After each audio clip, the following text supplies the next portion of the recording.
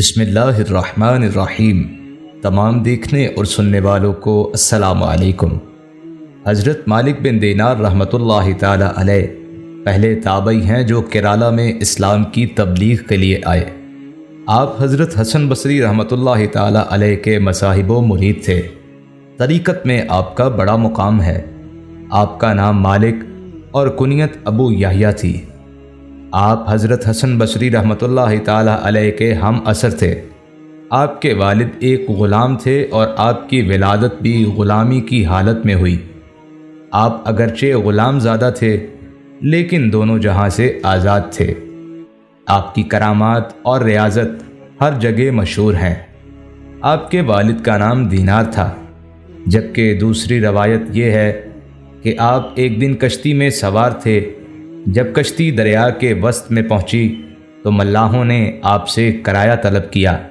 آپ نے کہا میرے پاس کچھ نہیں ہے۔ اس پر انہوں نے آپ کو مارنا شروع کر دیا، جس سے آپ بے ہوش ہو گئے۔ جب ہوش میں آئے تو انہوں نے پھر کرایہ طلب کیا۔ آپ نے کہا کہ میرے پاس نہیں ہے۔ انہوں نے کہا ٹانگ پکڑ کر دریا میں ڈال دیں گے۔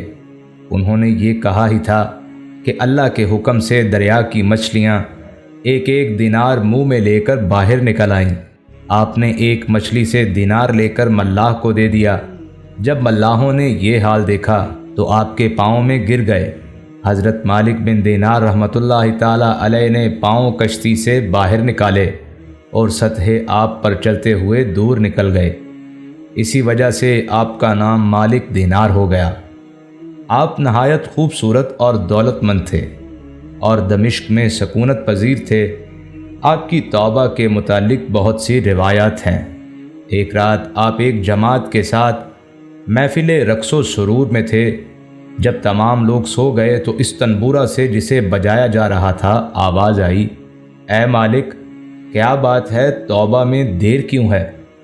آپ نے اسی وقت اپنے تمام دوست احباب کو چھوڑا اور حضرت حسن بصری رحمۃ اللہ تعالی علیہ کی خدمت میں حاضر ہو کر سچی توبہ کی اور اپنا حال درست کر کے ثابت قدم رہے۔ کہتے ہیں کہ بصرہ میں ایک امیر آدمی فوت ہو گیا اور اس کی ساری جائیداد اس کی اکلوتی بیٹی کو ملی، جو بہت خوبصورت تھی۔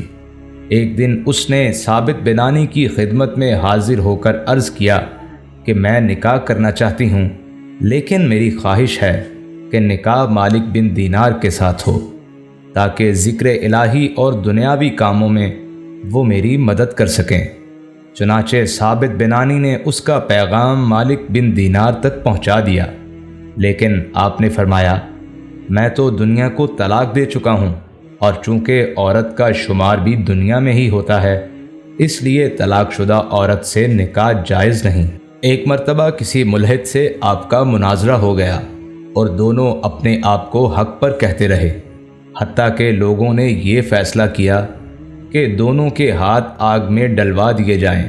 جس کا ہاتھ آگ سے محفوظ رہے اس کو حق پر تصور کیا جائے۔ چنانچہ ایسا ہی کیا گیا اور کسی کے ہاتھ کو بھی ضرر نہ پہنچا۔ لوگوں نے فیصلہ کر دیا دونوں برحق ہیں، لیکن آپ نے تنگ دل ہو کر اللہ تعالیٰ سے عرض کیا کہ 70 سال میں نے عبادت میں گزار دیے، مگر آپ نے مجھے ایک ملحد کے برابر کر دیا۔ ندائے غیبی سے آواز آئی، اے مالک، تمہارے ہاتھ کی برکت سے ہی ایک ملحد کا ہاتھ بھی بچ گیا۔ اگر وہ تنہا آگ میں ہاتھ ڈال دیتا تو یقیناً جلس جاتا۔ ایک مرتبہ آپ رحمۃ اللہ تعالی علیہ شدید بیمار ہو کر صحت یاب ہوئے تو کسی ضرورت کے تحت نہایت دشواری سے بازار تشریف لے گئے، لیکن اتفاق سے اس وقت بادشاہ کی سواری آ رہی تھی اور لوگوں کو ہٹانے کے لیے ایک شور بلند ہوا۔ آپ اس وقت اس قدر کمزور تھے کہ ہٹنے میں دیر ہو گئی اور پہرے دار نے آپ کو ایسا کوڑا مارا کہ درد کے مارے آپ کے منہ سے یہ کلمات نکل گئے کہ خدا کرے تیرے ہاتھ کاٹ دیے جائیں۔ چنانچہ دوسرے دن ہی کسی جرم کی پاداش میں اس کے ہاتھ کاٹ کر چوراہے پر لٹکا دیے گئے، لیکن اس کے بعد آپ کو اس کی حالت دیکھ کر بہت رنج ہوا۔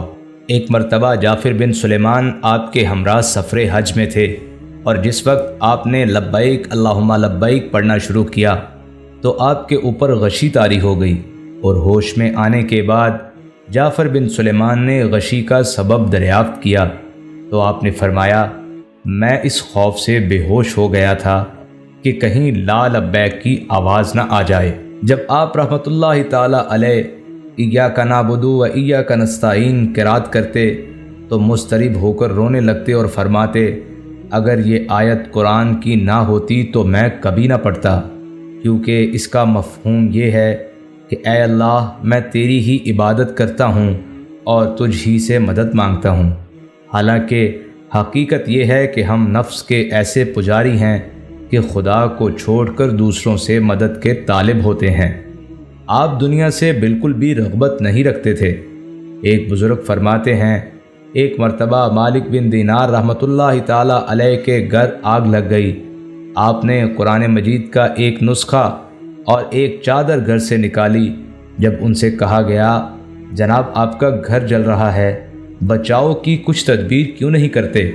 جواب دیا، یہ کوئی کعبہ تو نہیں، ہمیں اس کے جلنے کی کوئی پرواہ نہیں۔ حضرت مالک بن دینار کی وفات ابو عبداللہ محمد بن عبداللہ کے عہد خلافت میں 97 ہجری میں ہوئی، جبکہ ایک دوسری روایت کے مطابق 130 ہجری میں ہوئی۔ آپ رحمۃ اللہ تعالی علیہ کی وفات کے بعد ایک بزرگ نے آپ کو خواب میں دیکھا اور پوچھا کہ خداوند تعالی نے آپ کے ساتھ کیا معاملہ فرمایا؟ آپ نے فرمایا، اپنے تمام گناہوں کے باوجود میں اللہ تعالیٰ کے دیدار سے مشرف ہوا، اور اس حسن ظن کی وجہ سے جو میں اللہ سے رکھتا تھا اس نے میرے سارے گناہ بخش دیے۔ کسی بزرگ نے خواب میں دیکھا کہ آپ کو اور حضرت محمد واسع کو بہشت کی جانب لے جایا جا رہا ہے۔ اس بزرگ کے دل میں خیال آیا کہ دیکھو مالک بن دینار جنت میں پہلے پہنچتے ہیں یا محمد واسع۔ چنانچہ یہ دیکھ کر مالک بن دینار کو پہلے داخل بہشت کیا گیا۔ بزرگ نے پوچھا، محمد واسع تو مالک بن دینار سے زیادہ عامل و کامل تھے۔ ملائکہ نے جواب دیا، تم صحیح کہتے ہو، محمد واسع کے پہننے کے لیے 2 لباس تھے اور مالک بن دینار کے پاس صرف ایک، لہٰذا صبر و ضبط کی نسبت مالک کی طرف زیادہ ہے، اس لیے انہیں جنت میں پہلے بھیجا گیا۔ آپ رحمۃ اللہ تعالی علیہ اکثر فرمایا کرتے کہ میں شرکت جہاد کا خواہش مند ہوں، لیکن جب ایک موقع جہاد کا آیا تو مجھے ایسا بخار آیا کہ جانے کا نام بھی نہیں لیتا تھا۔ چنانچہ اس غم میں یہ کہتا ہوا سو گیا کہ اگر خدا کے نزدیک میرا کوئی مرتبہ ہوتا تو اس وقت بخار کبھی نہیں آتا۔ پھر خواب میں دیکھا کہ ندائے غیبی سے آواز آئی کہ اے مالک، اگر تو آج جہاد کے لیے چلا جاتا تو قیدی بنا لیا جاتا اور کفار تجھے سور کا گوشت کھلا کر تیرا دین برباد کر دیتے، لہٰذا یہ بخار تیرے لیے نعمت عظمیٰ ہے۔ پھر میں نے بیدار ہو کر خدا کا شکر ادا کیا۔